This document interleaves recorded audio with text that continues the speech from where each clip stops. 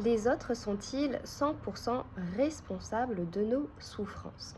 Quand une personne nous fait souffrir, qu'elle nous fait nous sentir mal, qu'elle vient réveiller chez nous peut-être de la révolte, ou bref, toute une émotion qui nous paraît négative ou que nous percevons comme négative, on a tendance à accuser cette personne et à lui dire mais c'est à cause de toi que je souffre.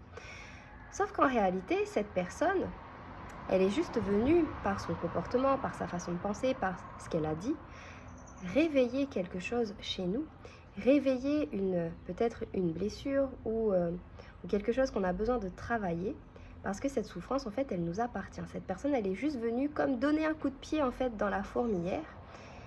Et c'est à nous, finalement, de décider, ok, est-ce qu'on laisse le comportement de cette personne réveiller chez nous cette souffrance et qu'on garde cette souffrance et qu'on continue à accuser cette personne d'être totalement responsable et seule et unique responsable de ce qu'on ressent, donc de nos souffrances, ou est-ce qu'au contraire, on se dit, cette personne, elle est venue réveiller quelque chose chez moi. Oui, ce qu'elle m'a fait, ça m'a fait souffrir, sauf que cette souffrance, elle m'appartient. Parce que si elle aurait réagi de la même façon avec une autre personne, peut-être que cette personne, elle aurait réagi complètement différemment et ça n'aurait pas du tout eu le même impact. Donc, ce qui fait qu'on souffre, eh bien, ce sont en fait l'impact de ces comportements extérieurs sur nous. Donc nos souffrances, quelque part, on en est aussi responsable. Et attention, on est responsable mais pas coupable. C'est parce qu'on ne sait pas finalement qu'est-ce qui se cache derrière tout ça et quel est le mécanisme en fait qui rentre en jeu. Et là où on peut reprendre notre responsabilité de se libérer en fait de notre souffrance, parce que la libération de cette souffrance-là, elle dépend uniquement de nous et pas de l'autre personne, parce que c'est chez nous que ça vient gratter, c'est chez nous que ça vient faire mal. Cette responsabilité de libération, elle nous appartient pleinement. On a le choix, soit de continuer à dire à l'autre personne, en fait c'est toi qui me fais souffrir, donc je veux que tu changes ton comportement par rapport à moi pour que je n'ai plus à souffrir, ou soit se demander, ok mais qu'est-ce que ça vient réveiller chez moi?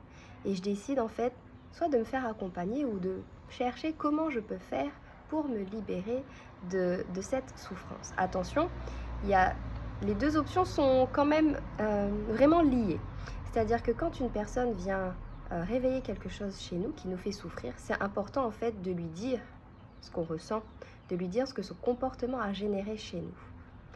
Sauf que c'est aussi important de nous, de notre côté, d'aller voir pourquoi ça vient vraiment gratter et pourquoi ça vient nous faire souffrir et du coup qu'est-ce qui se cache derrière, qu'est-ce qu'on a à apprendre de ça.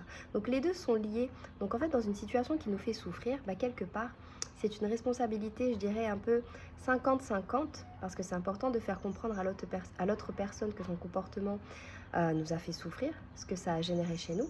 Sauf que c'est de notre responsabilité aussi d'aller prendre soin en fait de cette partie-là qui a été blessée et de l'aider justement à peut-être désinfecter un petit peu la plaie, même si ça peut faire mal, mais pour que ça puisse vraiment cicatriser et pour que nous aussi on puisse du coup réagir peut-être différemment quand ces situations vont se répéter et se sentir tout simplement mieux.